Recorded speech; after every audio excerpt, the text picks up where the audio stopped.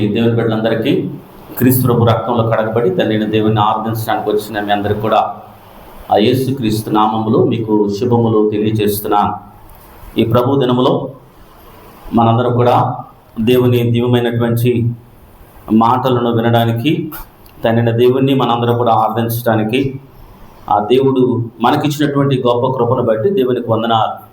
ఆ దేవుని పరిశుద్ధ లేఖన భాగం నుంచి హగ్గయి గ్రంథము 1వ అధ్యాయము 8వ వచనాన్ని మరొకసారి మనం చదువుకున్న హగ్గయి గ్రంథం 1వ అధ్యాయం 8వ వచనం. పర్వతం లెక్కి మ్రాను మోసుకొని వచ్చి మీరు ఈ మందిరమును కట్టించినడలా దాని యందు నేను సంతోషించి నన్ను గణపరుచుకుందునని యెహోవా సెలవిస్తున్నాడు. గడిచిన వారంలో చాలా సంగతులు మనం ధ్యానిస్తూ ఉన్నాం. క్రైస్తవులు దేని యందు వర్ధిల్లాలి అన్న అంశాన్ని ధ్యానిస్తూ అనేక విషయాల్లో వర్ధిల్లాలని మనం నేర్చుకుంటూ దేవుణ్ణి సంతోషపెట్టే విషయంలో క్రైస్తవులు వర్ధిల్లాలి, దేవుణ్ణి ఎలా మనం సంతోషపెట్టగలము అన్న విషయాన్ని మనం నేర్చుకుంటున్నాం. యెహోవాయే దేవుడని ఎవరు పరిశీలనగా తెలుసుకుంటారో వారిని బట్టి దేవుడు సంతోషిస్తాడు. ఉపకారమును ధర్మమును ఎవరైతే అట్టి యాగము చేస్తారో అవి వాటిని బట్టి దేవుడు సంతోషిస్తాడు. ఉపకారము దేవునికి ప్రీతికరమైనది, దేవునికి సంతోషాన్ని ఇచ్చేది అన్న అంశాన్ని ధ్యానించుకున్నా. ఈ దినము దేవుడు ఎప్పుడు సంతోషపడతాడు అంటే ప్రభు సంఘమునకు ఆత్మలను నడిపించినప్పుడు, ప్రభు సంఘమునకు ఆత్మలను నడిపించినప్పుడు దేవుడు సంతోషపడతాడు. హగ్గయి గ్రంథంలో శ్రేష్టమైన మాట మనం చదువుకున్నాం. యెరూషలేము మందిరము శత్రువుల చేత పాడైనప్పుడు, ఆ పాడైన స్థితిలో దేవుని మందిరం ఉన్నప్పుడు దేవుడు హగ్గయి ద్వారా అంటున్న మాటలండి. మందిరము శత్రువుల వలన పాడైపోయి శిథిలమైపోయినప్పుడు, మందిరం పాడిన స్థితిలో ఉంటున్నప్పుడు మీరు ఏం చేస్తున్నారు? హగ్గయి ద్వారా తండ్రిన దేవుడు సెలవిస్తున్నాడండి. 4వ వచనంలో గమనిస్తే, ఈ మందిరం పాడై ఉండగా మీరు సరంబి వేసిన ఇండ్లలో నివసించుటకు ఇది సమయమా? మందిరం పాడైన స్థితిలో ఉంటే మీరు మంచి మంచి గృహాలలో నివసించటానికి ఇది సమయమా? కాబట్టి సైన్యములకు యెహోవా సెలవిచ్చినది ఏమనగా మీ ప్రవర్తన గురించి ఆలోచించండి. ఒకసారి మీ స్థితిని, మీ నడవడిక ఆలోచించండి. మీరు ఏం చేస్తున్నారో ఆలోచించండి. మీరు విస్తారంగా విత్తనను కొంచెమే పంట పండెను అంటాడు. అనగా ఎంతో కష్టపడుతున్నారు, ఎంతో కష్టపడి పంట వేస్తున్నారు, అయితే ఫలితం రావట్లేదు, కొంచెమే పంట పడుతుంది. ఎందుకు? ఒకసారి ఆలోచించండి. ఎందుకు ఫలితము తక్కువ వస్తుంది? బాగా కష్టపడతారో, నెలంతా కష్టపడతారో, అయితే ఫలితం లేకుండా ఉంది. ఎందుకు? ఆలోచించమంటున్నాడండి. మీరు భోజనము చేసినను ఆకలి తీరక ఉన్నది. ఎంత మంచి మంచి ఆహారం తిన్నా తృప్తి లేని జీవితం అండి. చాలాసార్లు ఎంతో ఇష్టంగా మనము కూరలు తెచ్చుకుంటాం, వండుకుంటాం, కానీ తినలేకపోతాం. ఎందుకు? ఎంత తిన్నా ఆకలి తీరటం లేదు. ఎందుకు? ఎంత కష్టపడ్డా కూడా ఫలితం లేకుండా ఉంది. ఎందుకు? ఓసారి ఆలోచించండి అని చెప్తున్నాడండి. తర్వాత ఏమంటున్నాడంటే, పానము చేయుచున్నాను దాహము తీరకున్నది, బట్టలు కప్పుకొనుచున్నాను చలి ఆగకున్నది, పనివారము కష్టము చేసి జీతము సంపాదించుకున్నాడు, జీతము చినిగిపోయిన సంచిలో వేసినట్లుగా ఉంది. ఎంత కష్టపడి పని చేసినా జీతం అంతా కూడా చినిగిపోయిన సంచిలో వేస్తే ఎంత వేసినా కూడా పైపోతుందండి, మిగలదు. కష్టార్జితం అంతా కూడా అలా ఉంటుంది. కారణం ఏంటి? ఆలోచించండి. ఎన్ని బట్టలు కప్పుకున్నా మీకు చలి ఆగటం లేదు, కారణం ఏంటో గమనించండి. మీ ప్రవర్తనను ఆలోచించండి. దేవుని మందిరం పాడై ఉంది. దేవుని మందిర పరిస్థితి మీరు గమనించండి. అది పాడై, అది శిథిలావస్థలో దేవుని మందిరం ఉంటే మీరు మంచి మంచి గృహాల్లో నివసిస్తున్నారు. మీ ప్రవర్తన గురించి ఆలోచన చేయండి. మీరు ఎంత విత్తినా కొంచెమే పంట వస్తుంది. ఎంతగా మీరు కష్టపడ్డా జీతం సంపాదించుకున్న జీతం అంతా ఎట్లా పోతుందంటే చినిగిపోయిన సంచిలో వేసినట్లుగా ఉంది. ఒకసారి ఆలోచించండి. ఎందుకంటే దేవుని మందిరం పాడై ఉండగా దాని గురించి ఆలోచన చేయటం లేదు మీరు. దేవుని మందిరం గురించి ఆలోచన చేయటం లేదు మీరు అని పరిశుద్ధాత్మ దేవుడు తనైన దేవుడు హగ్గై ద్వారా తెలియజేస్తున్న మాటలండి. ఇంకా ఏమంటాడంటే, ఎందుకు అంటే చూడండి, ఇంకా అంటాడు, కాబట్టి మిమ్మును బట్టి ఆకాశం మంచు కురబకి ఉన్నది, భూమి పండకి ఉంది. ఇలా చేస్తున్నారు కాబట్టి మంచు కురవటం లేదు, భూమి కూడా పండటం లేదు, వర్షాలు కూడా రావటం లేదు, పండగ ఉన్నది. నా మందిరం పాడై ఉండగా మీరందరూ మీ ఇండ్లు కట్టుకొనొచ్చుటకు త్వరపడు చేతనే కదా. ఎందుకు ఇలా జరుగుతుందంటే మందిరం విషయం ఆలోచించకుండా మీరు ఇల్లు కట్టుకుంటూ మీరు సంతోషంగా ఉండడం వల్లనే కదా ఇలాంటి పరిస్థితులు వస్తున్నాయి. ఒకసారి ఆలోచించండి. కాబట్టి మిమ్మల్ని బట్టి నేను భూమిని పర్వతములను అనావృష్టి కలగజేసి ధాన్యం విషయంలోను, ద్రాక్షరసం విషయంలోను, తైలం విషయంలోను, భూమి ఫలించు సమస్త విషయంలోను, మనుషుల విషయంలోను, పశువుల విషయంలోను, చేతి పనులంటి విషయంలోను క్షామము పుట్టించి ఉన్నాను. ప్రతి విషయంలో కరువు, పంట విషయంలో, పశువుల విషయంలో, ప్రతి విషయంలో కరువుకు కారణం ఏంటి? ఒకసారి ఆలోచించేయండి. దేవుడు హగ్గై ద్వారా తన బిడ్డలను హెచ్చరిక చేస్తున్నాడండి. ఒకసారి ఆలోచన చేసుకోండి. దేవుని మందిరాన్ని గురించి ఆలోచన చేయకుండా దేవుని మందిరం పాడై ఉండగా మీరు ఇలా ఉంటే మీ స్థితి ఇలా ఉంటుంది. కాబట్టి మీరు ఏం చేస్తారంటే, నేను ఎప్పుడు సంతోషిస్తాను అంటే, నేను ఎప్పుడు సంతోషిస్తాను అన్నాడు అంటున్నా అంటే, పర్వతములెక్కి మ్రాను తీసుకుని వచ్చి మీరు ఈ మందిరము కట్టించిన దాని యందు నేను సంతోషించి నన్ను గనపరుచుకుందని యెహోవా సెలవిస్తున్నాడు. ఇలాంటి పరిస్థితుల్లో మీరు చేయాల్సిన పని ఏంటంటే, అడవికి వెళ్ళండి, కొండ ఎక్కండి, మ్రాను ఒకటి తలా ఒక మాను తీసుకొచ్చి మందిరాన్ని మీరు కట్టించుటకు ప్రారంభిస్తే నేను సంతోషించి నన్ను నేను గనపరుచుకుంటానంటాడండి.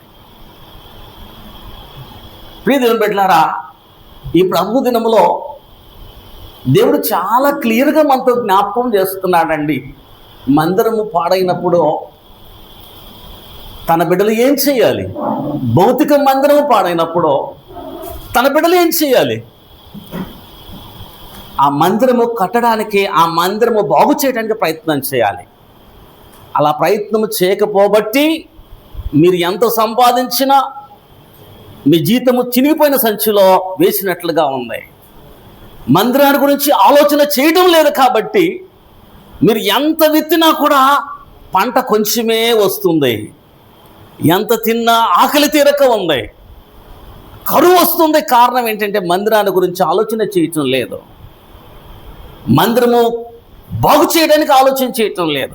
అయితే మీరు ఆలోచన చేస్తే నేను సంతోషిస్తానంటున్నాడండి. ఎవరైతే దేవుని మందిరాన్ని గురించి ఆలోచన చేస్తారో, దేవుని మందిరాన్ని గురించి ఆలోచన చేసి దేవుని మందిరము కొరకు మ్రానులు తేవడానికి ప్రయత్నము చేయడానికి కష్టపడతారో, మ్రాను తేవడానికి, ఒక చెట్టు తేవడానికి పర్వతములెక్కి ప్రయాసపడతారో, ఆ చెట్టు తీసుకొచ్చి మందిరంలో కట్టుబడిలో ఎప్పుడైతే ఉపయోగిస్తారో నేను సంతోషించి నన్ను నేను గనపరుచుకుందని అంటున్నాడండి.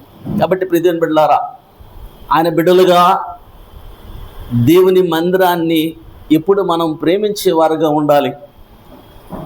యెరూషలేమా, నిన్ను ప్రేమించేవారు వర్ధిల్లుతారు. యెరూషలేమును, దేవుని మందిరాన్ని ఎవరైతే ప్రేమిస్తారో, దేవుని మందిరం గురించి ఎవరైతే ఆలోచన చేస్తారో దేవుడు చాలా సంతోషించి తన్ను తాను గనపరుచుకుంటాడండి. మన గృహం గురించి ఎప్పుడు ఆలోచన చేస్తాం. మన గృహంలో అన్ని వస్తువులు ఉండడానికి ఇష్టపడతాం. మన గృహంలో అన్ని రూములు చక్కగా కట్టించుకుంటాం. అయితే దేవుని మందిరం విషయం ఆలోచన లేకుండా ఉన్నారే, అందుకే మీకు దీవెన లేదు అంటున్నాడండి. కాబట్టి ప్రతి దేవుని బిడ్డలుగా దేవుని మందిరాల గురించి ప్రతి బిడ్డ కూడా ఆలోచన చేయాలండి. దేవుడు సంతోషిస్తాడు. చాలామంది దేవుని మందిరము దేవుని ఆరాధన స్థలము గురించి ఆలోచన ఉండదండి. గమ్మునొచ్చి వెళ్ళిపోతూ ఉంటారు. అక్కడ ఒక మురికి పడి ఉంటుంది, లేకపోతే ఒక చెత్త పడి ఉంటుంది, చూసుకుంటే వెళ్ళిపోతాం మనం. నీ ఇంట్లో అయితే చూసుకుంటే వెళ్ళిపోతావా? మందిరము మురికిగా ఉంటే, నువ్వు కూడుకుంటున్న స్థలము అసహ్యంగా ఉంటే చాలామంది గమనం చూస్తూ వెళ్ళిపోతారు. ఇది నా పని కాదనుకుంటారు. ఎందుకు మీకు ఆశీర్వాదం లేకుండా ఉంది? ఎందుకు మీకు ఎంత చేసినా దీవెన లేదు? ఎంత సంపాదించినా చిరిగిపోయిన సంచులు వేసినట్లుగా ఉంది. ఎందుకు? ఈరోజు అనేక మంది అలా ఉంటున్నారండి. దేవుని మందిరాన్ని గురించి ఆలోచన, కూడుకునే స్థలాన్ని గురించి ఆలోచన లేకుండా ఉంటున్నారు. ఎవరైతే అలా ఆలోచన చేస్తారో దేవుడంట వారిని బట్టి చాలా సంతోషిస్తాడు. అలా చేసిన వారిని బట్టి సంతోషించి తన్ను తాను ఘనపరుచుకుంటానంటున్నాడండి. బాగు చేయటానికి నువ్వు ఎంత కష్టపడతావో, చెట్లు ఎక్కుతావో, పర్వతములు ఎక్కుతావో, కొండ ఎక్కుతావో, ఎంత బరువైన మాను తీసుకొస్తావో, ఎంత బరువైన మాను తీసుకొచ్చి నీవు మందిరాన్ని బాగు చేస్తావో, మందిరం యొక్క పనికి నువ్వు ఉపయోగిస్తావో, అది చూసి నేను సంతోషిస్తాను అంటాడండి. క్రైస్తవ జీవితంలో మనం కూడా నేర్చుకోవాలండి. మనం కూడుకుంటున్న స్థలము, దేవుని మందిరము, అది ఎప్పుడూ బాగుండాలి. ఎవరైతే దేవుని మందిరాన్ని గురించి ఆలోచన చేస్తే నీ ఇండ్లు ఎంత శుభ్రంగా పెట్టుకుంటావో, అంత శుభ్రంగా దేవుని మందిరము ఉండాలని ఇష్టపడతావో దేవుడు దాన్ని బట్టి సంతోషిస్తాడండి. మందిర కొరతల గురించి ఆలోచన చేసినప్పుడు, ఏ కొరతలు ఉన్నాయి ఆలోచన చేసినప్పుడు దేవుడు దాన్ని బట్టి సంతోషిస్తాడు. అంతేకాకుండా ఆత్మస్వమైన మందిరము, దేవుని మందిరము అనగా జీవము గల దేవుని సంఘము. జీవం గల దేవుని సంఘములో మనందరం కూడా దేవుని బిడ్డలుగా మనం ఉంటున్నాం. సంఘ అభివృద్ధికి, సంఘ క్షేమాభివృద్ధికి ఎవరైతే కష్టపడతారో అనగా ఆ మందిరము, మనందరం కూడా ఆత్మ సంబంధమైనటువంటి మందిరంగా కట్టబడుతున్నాం, సజీవమైన రాళ్ళ వలె. ఆ కట్టడములో ఆత్మలను మనం సంపాదించాలండి. ఆత్మలను ప్రభు సంఘంలోకి నడిపించాలి. ఆ కట్టడంలో మనం పాలిభాగస్తులు కావాలి. అందుకోసము పర్వతములు ఎక్కమంటున్నాడు, ఎంతో శ్రమపడమంటున్నాడు. ఎవరైతే ఆత్మల సంపాదన కోసమో శ్రమ పడతారో, కష్టపడతారో, శ్రమ పడుతూ ఆత్మలను ప్రభు సంఘములోనికి చేర్పిస్తారో వారిని బట్టి దేవుడు చాలా సంతోషిస్తాడండి.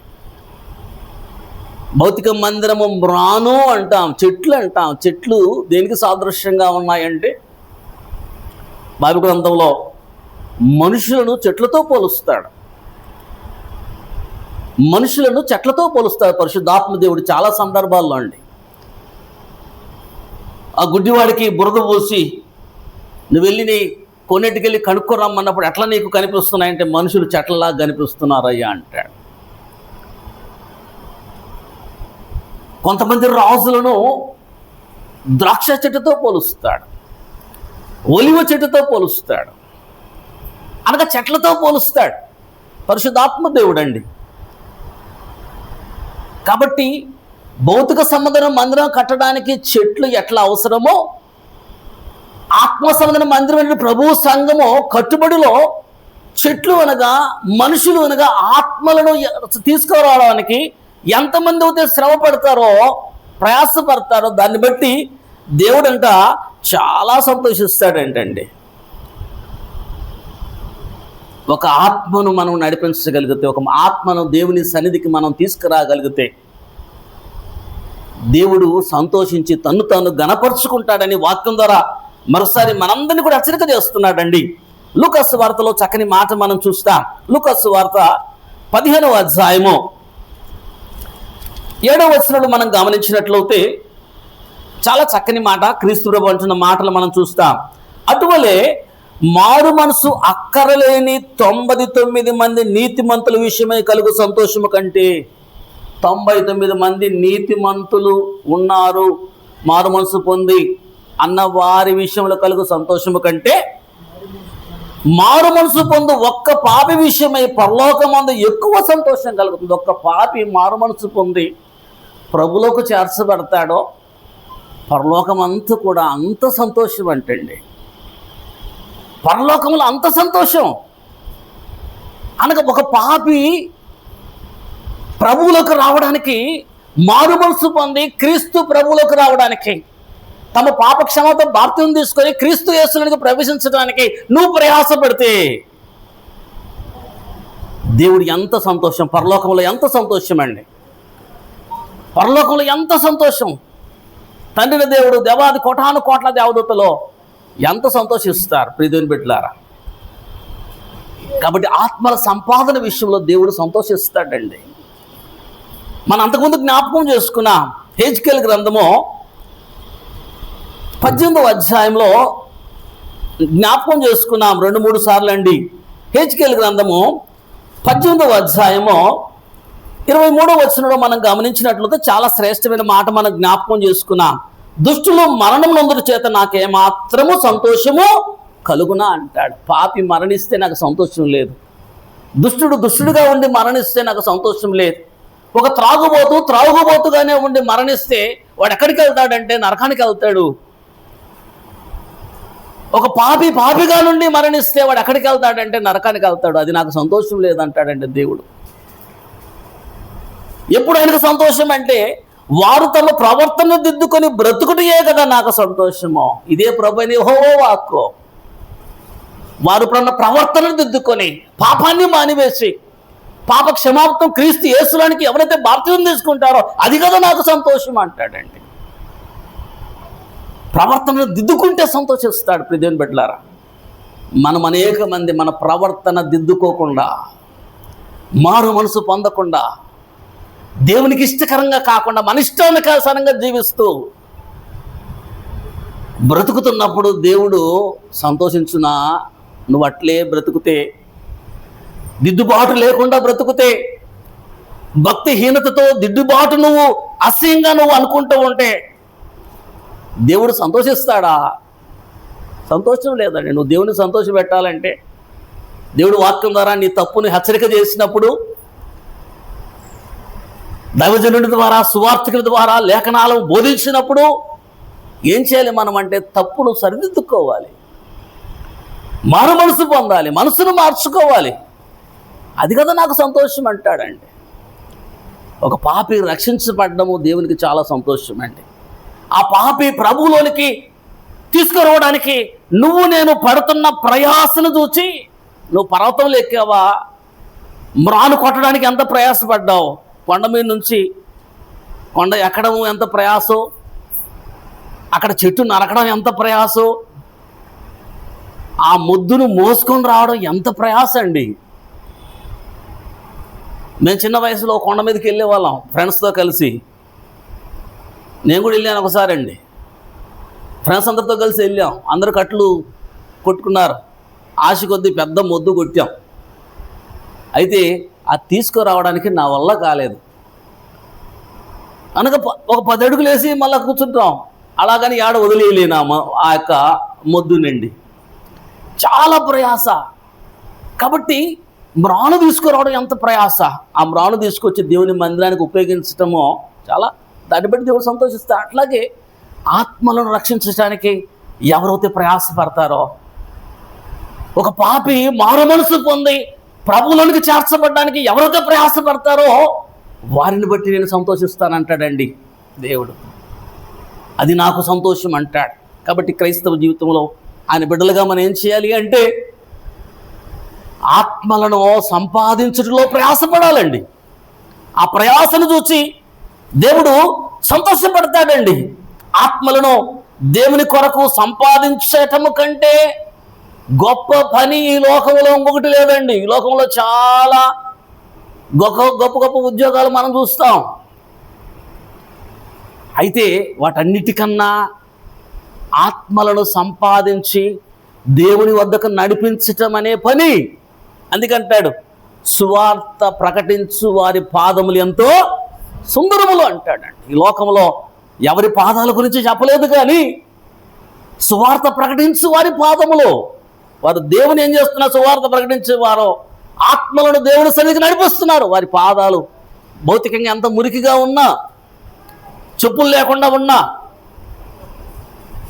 దుమ్ము కొట్టుకొని ఉన్నా, దేవుని దృష్టిలో ఎలా ఉన్నాయంటే అవి ఎంతో సుందరమైన కారణం అంటే వారు సువార్త ప్రకటిస్తున్నారు, ఆత్మలు సంపాదిస్తున్నారు. కాబట్టి ఈ లోకంలో సువార్త ప్రకటించే పని, నువ్వు సువార్త ప్రకటిస్తున్నావా, అంతకి మించిన పని ఈ లోకంలో మరొకటి ఏది లేదండి. దేవుణ్ణి సంతోషపెట్టేది అది నీ వాక్యం ద్వారా, ప్రభు వాక్యం ద్వారా మరోసారి మనందరినీ కూడా హెచ్చరిక చేస్తున్నాడండి.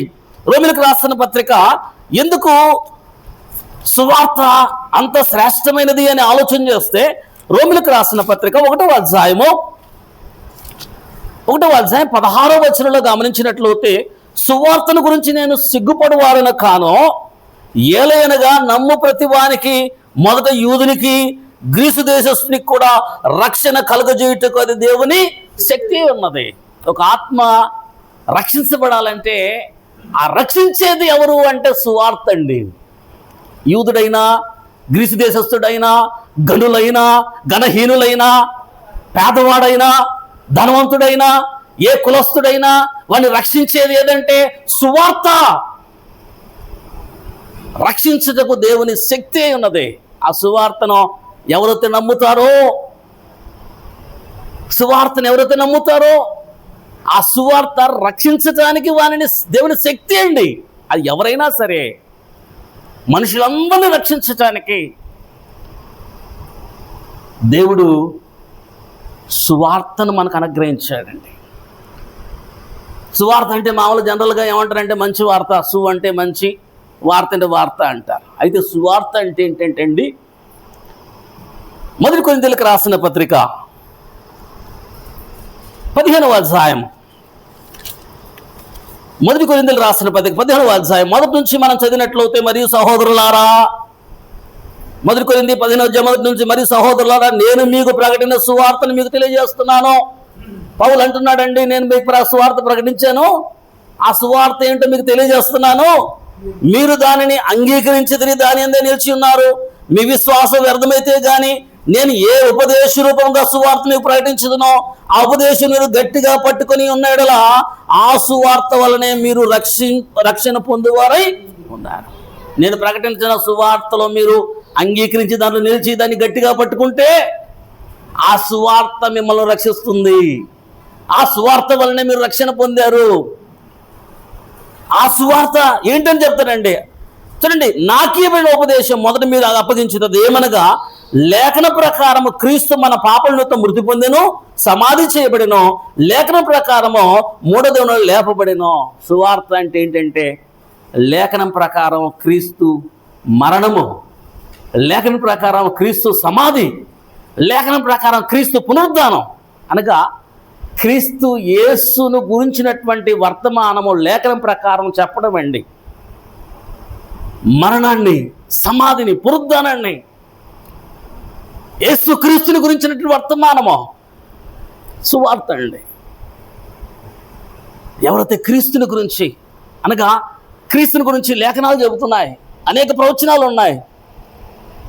ఆయన ఈ లోకంలో జన్మిస్తారని ప్రవచనాలు ఉన్నాయి, ఆయన యొక్క శ్రమలకు ప్రవచనాలు ఉన్నాయి, ఆయనకు మరణానికి ప్రవచనాలు ఉన్నాయి. ఆయనకు లేఖనాలు లేఖనాలు లేఖనాలు అండి. ఆ లేఖనాల ప్రకారం బోధించడమే సువార్త. ఆయన సమాధి చేయబడ్డము లేఖన ప్రకారం ఉన్నాయి అనేక ప్రవచనాలండి. ఆయన పునరుద్ధాడే, అనగా మరణము ఆయన్ని బంధించి ఉండడం అసాధ్యము. లేఖనాలు ఉన్నాయి, లేఖన ప్రకారము ఆయన పునరుద్ధాడే లేచాడు క్రీస్తు ప్రభు. ఎవరైతే ఆయన మరణ, సమాధి, పునరుద్ధానం గురించిన వర్తమానాలను, క్రీస్తు గురించిన వర్తమానం చెబుతారో వారే అదే సువార్త అండి. నువ్వు క్రీస్తుని గురించినటువంటి ప్రకటించాలి, సువార్త అది. ఆ క్రీస్తుని గురించిన ప్రకటననే, ఆ సువార్తనే నిన్ను నన్ను రక్షించడానికి అది దేవుని శక్తి ఉన్నది. ఒక ఆత్మ రక్షించబడాలంటే కారణం ఏంటంటే సువార్త. ఆ వార్తనే మనుషులను, ఎవరైనా సరే, యూదుడైనా, గ్రీసు దేశస్థుడైనా, గనుడైనా, గణహీనుడైనా, ఎవరైనా సరే రక్షించబడాలంటే క్రీస్తు గురించిన వర్తమానం అండి. లేఖనం ప్రకారం ఉపదేశము. కనుక ప్రియ బిడ్డలారా, సువార్త రక్షించుటకు దేవుని శక్తి ఉన్నది. అందుకే పౌలు అంటాడు మొదటి కొరింథీయులకు రాసిన పత్రిక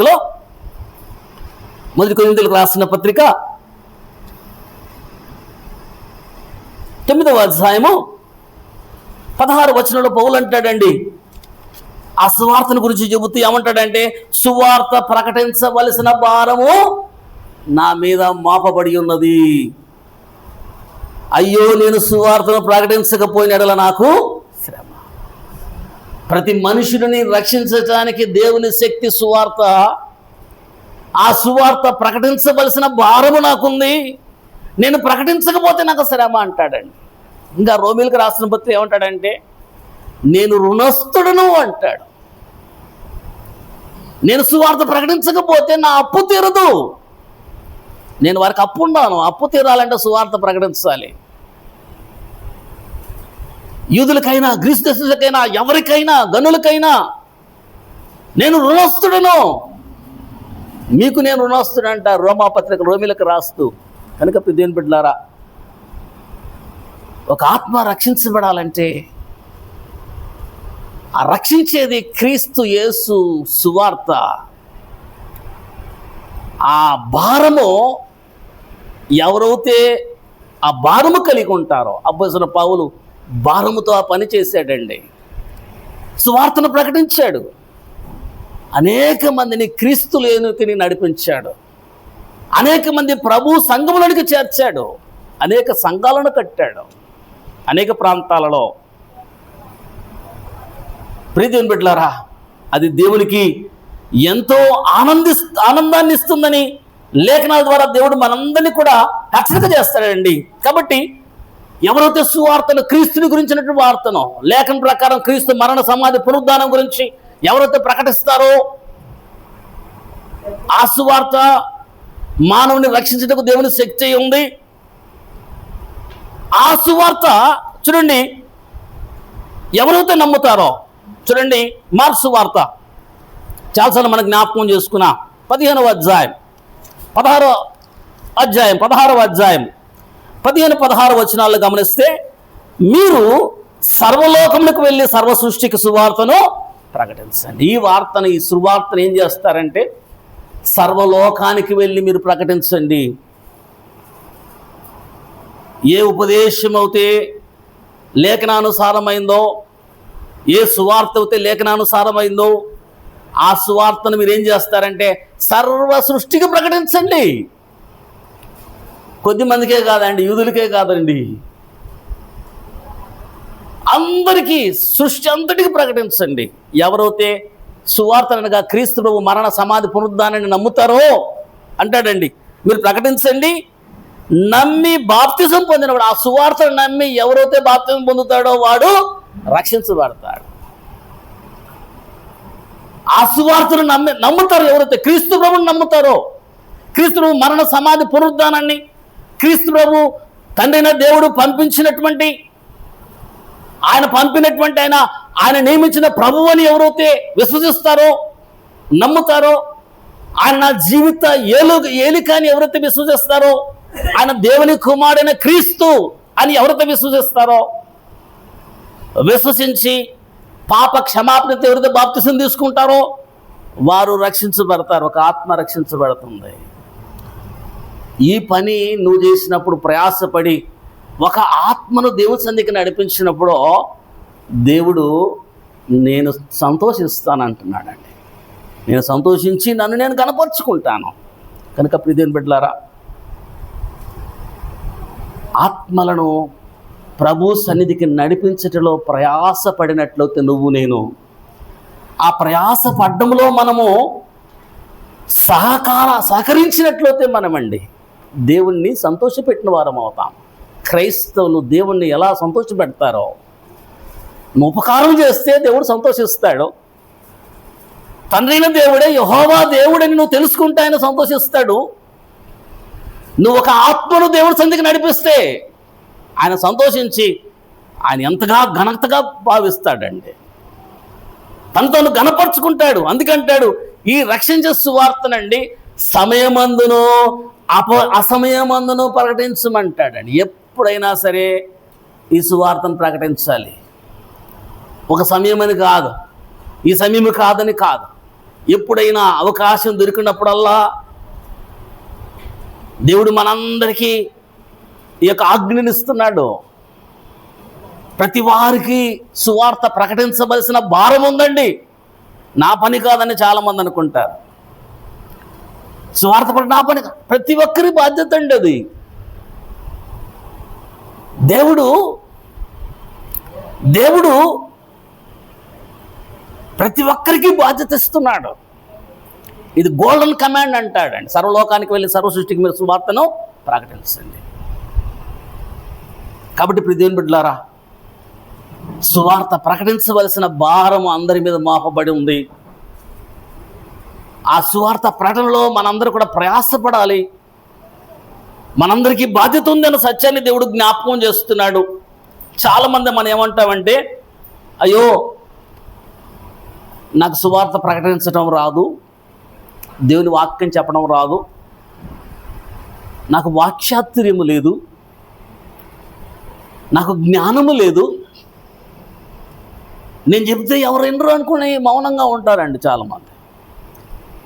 నేను మాట్లాడడానికి చేతకాని వాడిని అనుకుంటారు. అయితే నువ్వు ఏం చేయాలంటే, దేవుడు ఎప్పుడు నిన్ను వాడుకుంటాడు అంటే, నువ్వు దేవుని జ్ఞానాన్ని సంపాదించుకున్నప్పుడు, దేవుని వాక్యాన్ని ఎలా చదవాలో, విభజించి చదవాలో నేర్చుకున్నప్పుడు, నేర్చుకొని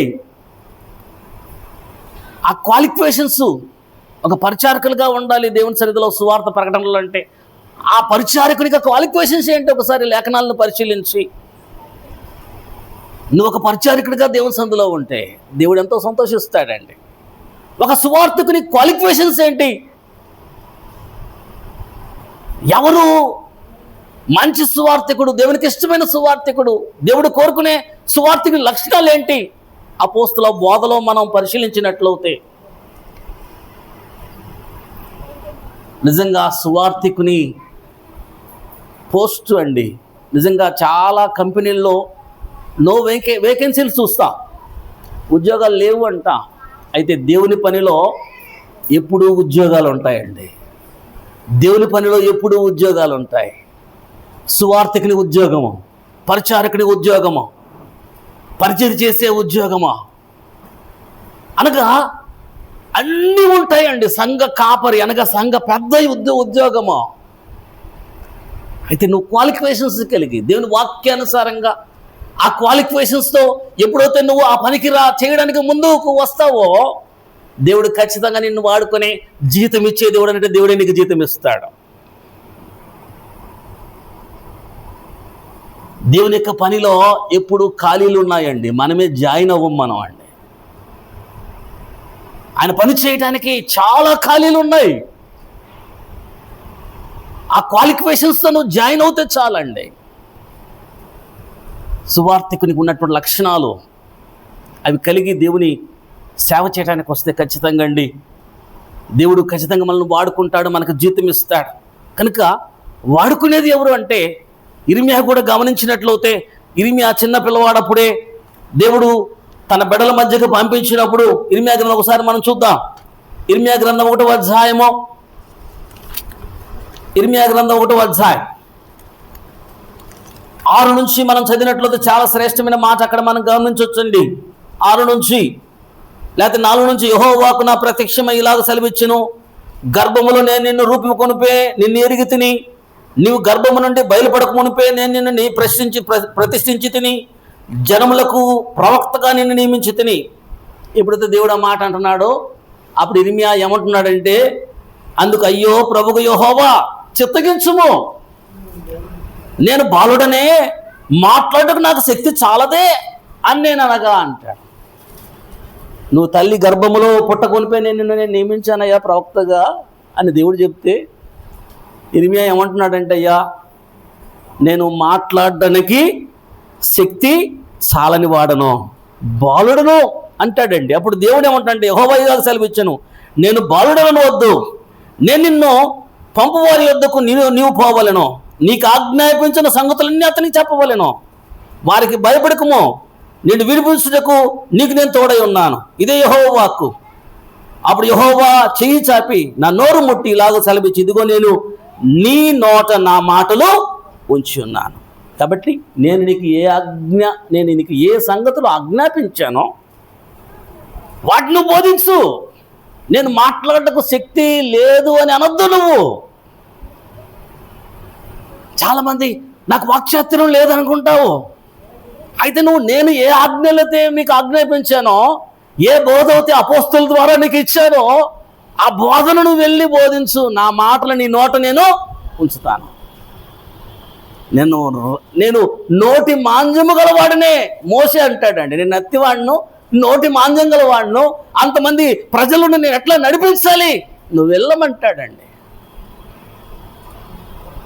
నీకు నేను నోరుగా ఉంటాను.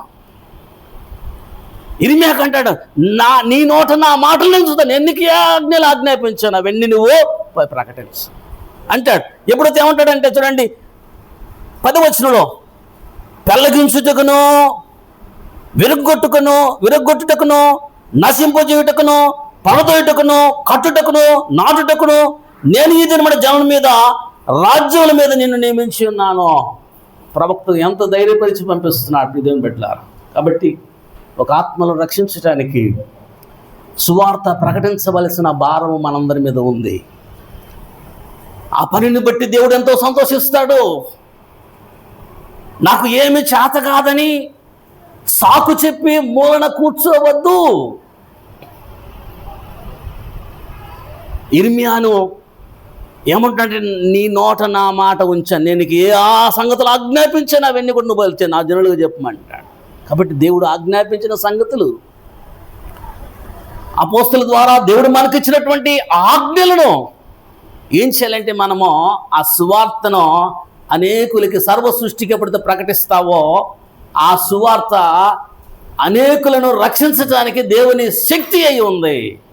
కాబట్టి ఆ పని నేను భారం కలిగి చేయాలని లేఖనాల ద్వారా ప్రభు మనందరినీ కూడా హెచ్చరిక చేస్తున్నాడండి.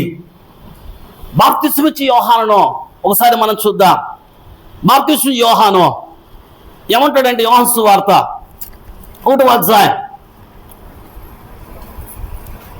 యోహాను సువార్త 1వ అధ్యాయం 6వ వచనంలో ఒకసారి మనం చూస్తే ఒక సంగతి మనకు కనిపిస్తుందండి. దేవుని యొద్ద నుండి పంపబడిన ఒక మనుషుడుండెను, అతని పేరు యోహాను. యోహాను ఎవరి చేత పంపించబడ్డాడు అంటే దేవుని చేత పంపించబడ్డాడు. దేవుని చేత పంపించబడ్డాడు. ఒక భక్తి గల కుటుంబములో జన్మించాడు. ఒక భక్తి గల కుటుంబములో జన్మించాడు.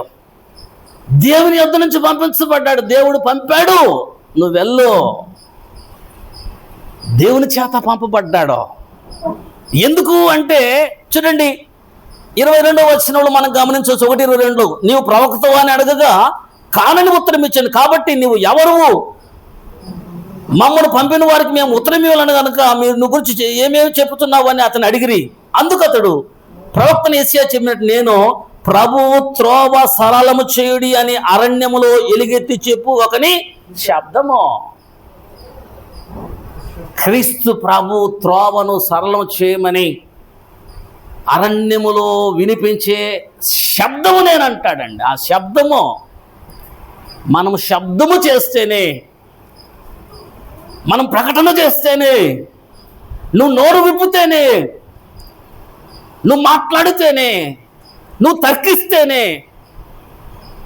సువార్త అందుతుందండి. ఒక ఆత్మ రక్షించబడుతుంది. నువ్వు మౌనంగా ఉంటే, నాకు చేత కాదని ఉంటే ఇతరులకు సువార్త అందదండి. నువ్వు శబ్దం చేయాలి. యోహాను గారు బాప్తిస్మ యోహాను గారు దేవుని యొద్ద నుంచి పంపబడినటువంటి ఒక శబ్దము, క్రీస్తు ప్రభు త్రోవను సరళము చేయడానికి వచ్చినటువంటి ఒక స్వరము యోహానండి. యోహాను చూసి క్రీస్తు ప్రభు ఏమంటాడో తెలుసండి, స్త్రీలు కలిగిన కుమారులలో ఏమంటాడమ్మా, స్త్రీలు కలిగిన ఇంతకంటే గొప్పవాడు ఎవరు లేడు అంటాడండి. స్త్రీ గర్భమున పుట్టిన వారందరిలో గొప్పవాడు ఎవరంటే ఈయన. ఎంత సంతోషిస్తున్నాడు. ఎంత ఆనందిస్తున్నాడు. యోహాను గురించి చెబుతూ ఏమంటాడంటే మండుచున్న దీపము అంటాడండి యోహాను గురించి. యోహాను ఎవరంటే మండుచున్న దీపము. ఎంత సంతోషిస్తున్నాడండి. కారణం ఏంటంటే క్రీస్తు ప్రభు త్రోవను సరళము చేసే ఒక శబ్దము. శబ్దము అనగా స్వరము వినిపించినప్పుడే ఆత్మలు రక్షించబడతాయండి. మౌనంగానే ఉంటే, ఇంట్లో కూర్చుంటే దేవుని చేత పంపబడ్డావు. యోహాను ఎలాగా దేవుని చేత పంపబడుతున్నాడో అలాగా దేవుని చేత నువ్వు నేను పంపబడుతున్నాము. ఒక ఊరికి పంపబడతాము. ఒక కుటుంబంలో ఒక కోడలుగా నిన్ను పంపించాడు. ఒక కుటుంబంలో నిన్ను ఎక్కడికి పంపించాడంటే ఒక కోడలుగా పంపించాడు. ఆ కోడలుగా నువ్వు మౌనంగా ఉంటే ఎట్లా? నువ్వు శబ్దము చేయకుంటే ఆ కుటుంబం ఎట్లా బాగుపడుతుంది? నువ్వు సువార్త ప్రకటించకపోతే ఆ ఇంట్లో రక్షణ ఎట్లా వస్తుంది? ఒక ఊరికి నిన్ను ఒక ఉద్యోగస్తునిగా పంపించాడు దేవుడండి. ఒక ఊరికి నిన్ను ఒక ఉద్యోగస్తునిగా పంపించాడు. నిన్ను హెచ్చించి ఒక ఉద్యోగాన్ని ఇచ్చి ఒక గ్రామానికి నిన్ను పంపించాడు. నువ్వు మౌనంగా ఉంటే ఎలా ఆత్మలు రక్షించబడతాయి? నిన్ను రక్షించుకున్నాడు దేవుడండి. నీ కుటుంబంలో నిన్ను రక్షించుకున్నాడు. కుటుంబ యజమానుగా నిన్ను రక్షించుకున్నాడు. కుటుంబ యజమానుగా నోవాహును దేవుడు రక్షించుకున్నాడు. నోవాహు తన కుటుంబం కొరకు, రక్షణ కొరకు ఓడను కట్టాడండి. నిన్ను పంపించాడు దేవుడు. ఒక కుటుంబ యజమానుగా నిన్ను పెట్టాడు. నువ్వు మౌనంగా ఉంటే ఎలా? నువ్వు శబ్దము చేయకుంటే ఎలా? నువ్వు మాట్లాడుకుంటే ఎలా కుటుంబం రక్షించబడుతుంది? ఎలా నీ జనాంగం రక్షించబడుతుంది? ఎలా నీ జనాంగానికి సువార్త అందుతుంది? మౌనంగా ఈరోజు అందరూ మౌనంగా ఉన్నాడు. నాది కాదులే పని అంటున్నాడండి. కాదండి, నువ్వు ఎక్కడికి వెళ్ళినా నయమాను వచ్చాడండి. ఒక బాలికను, ఒక చిన్న దానిని ఒక బానిసగా తీసుకెళ్ళాడు. ఒక బానిసగా వెళ్ళినటువంటి ఆ చిన్నది ఆ యొక్క సైన్యాధిపతి ఇంట్లో మౌనంగా ఉండలేదండి. బానిసగా వెళ్ళి నా నోరు విప్పింది, మాట్లాడింది. ఆ కుష్ఠరోగం పోవాలంటే పలాని దైవజనుడు ఉన్నాడు. నయమానును రక్షించుకున్నది. ఆ బిడ్డ మౌనంగా, నాకెందుకు లేని మౌనంగా చిన్నది ఉంటే నయమాను తెలుసుకునేవాడా? జీవంగల దేవుడు యెహోవాయే దేవుడని నయమాను తెలుసుకునేవాడా? ఒకసారి ఆలోచించండి. మౌనంగా ఉంటే ఎట్లా? సువార్త ప్రకటించకుంటే ఎలా? సువార్త ప్రకటించవలసిన భారము మనందరి మీద మోపబడి ఉంది. షడ్రక్, మేషక్, అబేద్నెగో, దానియేలు ఎక్కడికి వెళ్ళారంటే బబులోను దేశానికి ఒక బానిసలుగా, యవనస్తులుగా వాళ్ళు తీసుకెళ్లారండి. ఒక యవనస్తులుగా తీసుకెళ్లారు, ఒక బానిసలుగా తీసుకెళ్లారు. వారు మౌనంగా ఉండలేదండి. మేము దేవుని బిడ్డలము, మేము యూదులము, అపవిత్రమైన వాటిని మేము ముట్టము. వారు శబ్దము చేస్తున్నారు, మాట్లాడుతున్నారు, స్వరం విప్పుతున్నారు. ప్రియదేవుని బిడ్డలారా, కాబట్టి దేవుడు నిన్ను ఏ స్థితిలో పెట్టాడో, ఎక్కడ నిన్ను నిలబెట్టాడో, ఎక్కడ నిన్ను దేవుడు ఏర్పాటు చేశాడు. నువ్వు మౌనంగా ఉంటే, దేవుని పని చేయకుండా, నువ్వు మౌనంగా తిని తాగుతూ నీ కుటుంబాన్ని నువ్వు పోషించుకుంటూ, నీ అవసరాలు తీర్చుకుంటూ నువ్వు ఉంటే ఎలా? యోహాను మౌనంగా లేడండి. శబ్దము యోహానండి, బాప్తిస్మిచ్చే యోహాను. క్రీస్తు ప్రభుని గురించి శబ్దము చేస్తున్నాడు. లోక పాపములు మోసుకొని పోవు దేవుని గొర్రె పిల్ల అంటాడండి. నీ పాపముల కొరకు బలైపోయేది ఎవరంటే ఈ గొర్రె పిల్ల. నీ పాపముల కొరకు పస్కా బలి అయ్యేది ఎవరంటే ఈ గొర్రె పిల్ల. నీ పాప భారాన్ని మోసుకునేది ఎవరంటే ఈ గొర్రె పిల్ల. శబ్దం ఎత్తుతున్నాడు యోహాను గారండి. కనుక ప్రియదేవుని బిడ్డలారా, నువ్వు మాట్లాడినప్పుడు, నువ్వు స్వరమెత్తినప్పుడు, నువ్వు మౌనంగా ఉండకుండా దేవుని వర్తమానము, సువార్తను లేఖనానుసారంగా నువ్వు విత్తినప్పుడు దేవుడు సంతోషిస్తాడండి. ఒక ఆత్మను నడిపించడానికి ఎంత ప్రయాసపడుతున్నాడు. కాబట్టి ప్రియదేవుని బిడ్డలారా, మనము దేవుడు ఏ స్థితిలో మనల్ని నిలబెట్టాడో మౌనంగా ఉండవద్దు. నీ చేతనంత మటుకు నీ నోరు విప్పు, నీ చేతనంత వరకు నీ గుప్పిలు విప్పు. నీ చేతనంత మటుకు నువ్వు కష్టపడు సువార్త పనిలో, దేవుడు సంతోషిస్తాడు, ఆయన కనపరుచుకుంటాడు. దేవుని సంతోషపెట్టే విధంగా నువ్వు నేను ఉండాలని లేఖనాల ద్వారా దేవుడు మనందరినీ కూడా హెచ్చరిక చేస్తున్నాడు. దేవుని బిడ్డలారా, కాబట్టి సువార్త మనం ప్రకటించాలి. అపోస్తలుడైన పౌలు సమాజ మందిరానికి వెళ్ళినప్పుడు అక్కడ ఏం చేస్తున్నాడంటే బోధిస్తూ ఉన్నాడు, మౌనంగా ఉండలేదండి. శనివారము యూదులందరూ ఎక్కడికి వెళ్తారంటే సమాజ మందిరానికి వెళ్తారు. యూదులంటే ఎవరంటే ఇజ్రాయేల్ ప్రజలు, వారందరూ కూడా యేసుక్రీస్తుని నమ్మని వారు, వారందరండి క్రీస్తు మార్గం ఎరని వారు, క్రీస్తు మార్గానికి వ్యతిరేకంగా ఉన్నవారు, ధర్మశాస్త్రము ఆచరించేవారు, ధర్మశాస్త్ర పద్ధతులను ఆచరించేవారు. అలాంటి వారి దగ్గరికి వెళ్ళి మాట్లాడుతున్నాడు పౌలండి, తర్కిస్తున్నాడు పౌలండి, మౌనంగా ఉండలేదండి, సువార్త ప్రకటించాడు. ఫిలిప్పీ పట్టణంలో నదీ తీరాన కొంతమంది స్త్రీలు అక్కడ ప్రార్థన చేస్తున్నారని తెలుసుకొని పౌలు అక్కడికి వెళ్ళి మాట్లాడుతున్నాడు. అక్కడికి వెళ్ళి సువార్త, మౌనంగా ఉండలేదండి, నాకెందుకు అనుకోలేదు. అక్కడికి వెళ్తున్నాడు, అక్కడికి వెళ్ళి వారితో మాట్లాడుతున్నాడు. లూదియమ్మ హృదయాన్ని తెరిచింది, తన గృహాన్ని తెరిచింది, తన కుటుంబం అంతా రక్షించబడ్డారు. ఫిలిప్పీ పట్టణంలో ఒక మంచి సంఘం ఏర్పడడానికి కారణం పౌలు మౌనంగా ఉంటే ఆ పని జరిగేదా? పౌలు శబ్దము చేయకుండా ఉంటే ఆ పని జరిగేదా? కాబట్టి నువ్వు మాట్లాడాలి. చెరసాలాధిపతి కుటుంబంతో అర్ధరాత్రి సమయంలో పౌలు మాట్లాడుతున్నాడండి. ప్రభువైన యేసునందు విశ్వాసముంచుము, నీవును నీ ఇంటి వారు రక్షించబడతారు. వారితో మాట్లాడుతున్నాడు, రక్షించబడ్డారు. ఫిలిప్పు నపుంసకుడితో మాట్లాడుతున్నాడు, రథం ఎక్కి మాట్లాడుతున్నాడు, సువార్త ప్రకటిస్తున్నాడు. నువ్వు చదివే గ్రంథములో ఎవరి గురించి చెప్తున్నా అంటే క్రీస్తు ప్రభు గురించి చెప్తున్నాడు. యెషయా గ్రంథము 53వ అధ్యాయం క్రీస్తు ప్రభు గురించి చెప్తున్నాడు. ఆ క్రీస్తు ప్రభువే. కాబట్టి లేఖన ప్రకారము క్రీస్తు ప్రభు మరణ సమాధి పునరుద్ధానాన్ని, ఆ సువార్తను ఆ నపుంసకునికి ఫిలిప్పు ఎప్పుడైతే చెప్పాడో వెంటనే అతను రథము దిగి నీళ్ళలోకి వెళ్ళి బాప్తిసం తీసుకొని ఒడ్డుకొచ్చినట్లు మనం చూస్తున్నాం. ప్రజలు బిడ్డలారా, ఆయన రక్షించబడడం వలన అతని దేశమంతా ఈరోజు ఆ దేశమంతా కూడా క్రైస్తవ దేశం అండి. ఆ దేశమంతా క్రైస్తవ దేశము. పౌలు మౌనంగా ఉంటే, ఫిలిప్పు మౌనంగా ఉంటే ఆత్మలు రక్షించబడేవా? ప్రియమైన బిడ్డలారా, కాబట్టి ఒక ఆత్మ రక్షించబడాలంటే సువార్త ప్రకటన జరగాలి. సువార్త రక్షించడానికి శక్తి కలది.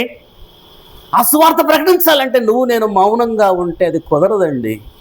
మాట్లాడాలి. మాట్లాడినప్పుడే అక్కడ కార్యం జరుగుతుంది. ఆ మాటలు కూడా ఎలా ఉండాలంటే అండి, ఒక మాట చెప్పి నేను ముగిచ్చేస్తానండి. అపోస్తుల కార్యంలో ఒకసారి మనం చూద్దాం.